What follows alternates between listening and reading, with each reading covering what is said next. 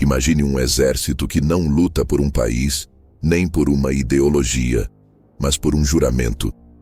Uma força de elite tão leal que o próprio imperador do maior império do mundo confiava sua vida a eles, e não a seus próprios compatriotas.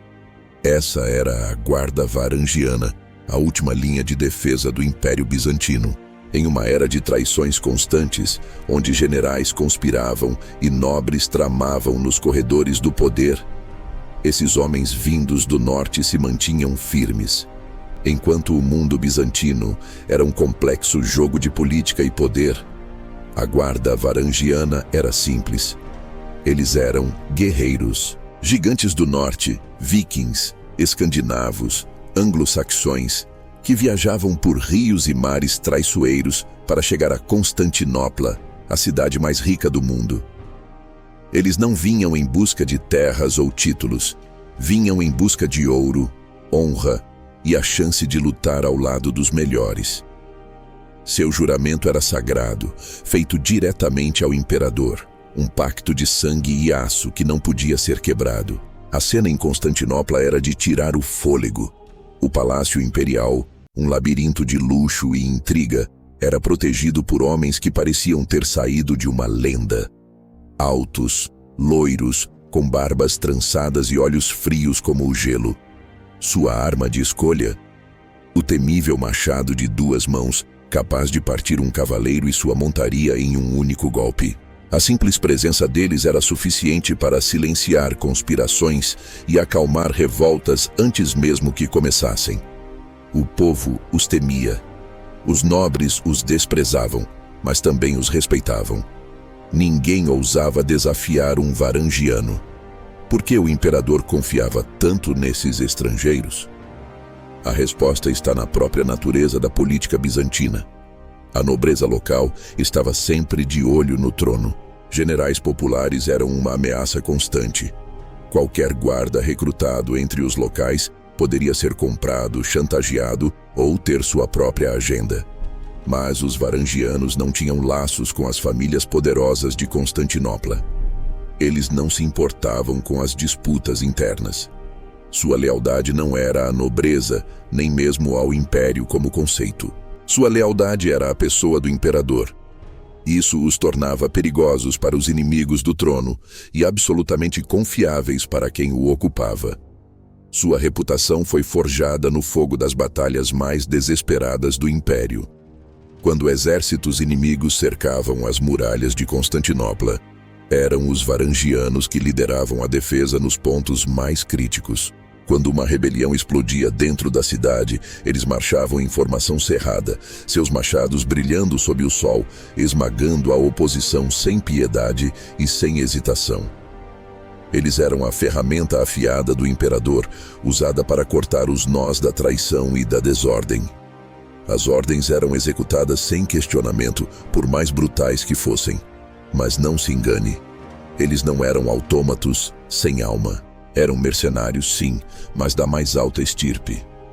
Eles recebiam um pagamento generoso, viviam em quartéis luxuosos e tinham o direito de saquear o tesouro do palácio quando um imperador morria, um privilégio único que demonstrava sua importância. Muitos dos que sobreviviam ao seu serviço retornavam para casa incrivelmente ricos. Sagas nórdicas contam histórias de guerreiros que voltaram para a Escandinávia com tanta riqueza que mudaram o destino de suas famílias para sempre. Um deles, Harald Hardrada, serviu na guarda, acumulou uma fortuna colossal e depois voltou para se tornar rei da Noruega. A Guarda Varangiana testemunhou a ascensão e queda de inúmeros imperadores. Dinastias inteiras nasceram e desapareceram, mas a guarda permaneceu. Eles eram a constante em um mundo de variáveis. Protegeram imperadores fortes e fracos, justos e tiranos.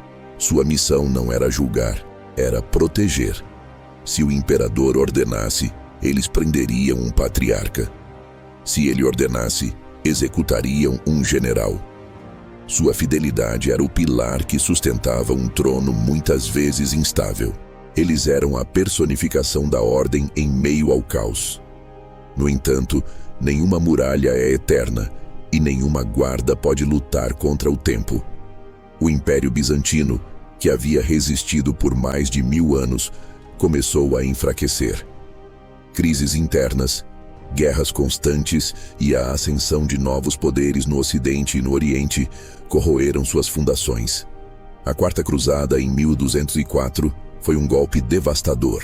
Cruzados latinos, em vez de irem para a Terra Santa, saquearam a própria Constantinopla.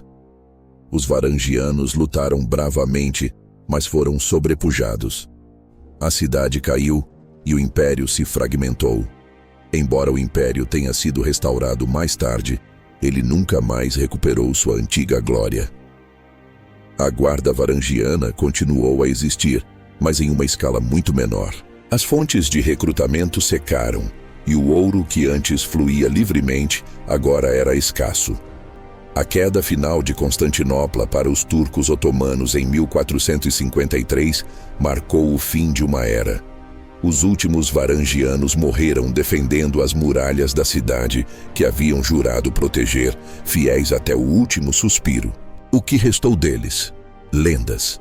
Histórias gravadas em pedras rúnicas na Suécia, contando sobre homens que viajaram para o leste e serviram ao grande imperador. Sagas que falam de sua bravura e da riqueza que trouxeram para casa.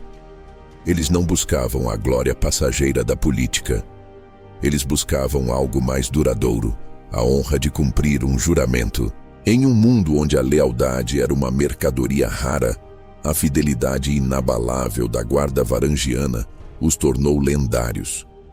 Uma irmandade de guerreiros do norte que se tornaram os protetores de um império do sul, deixando uma marca indelével na história.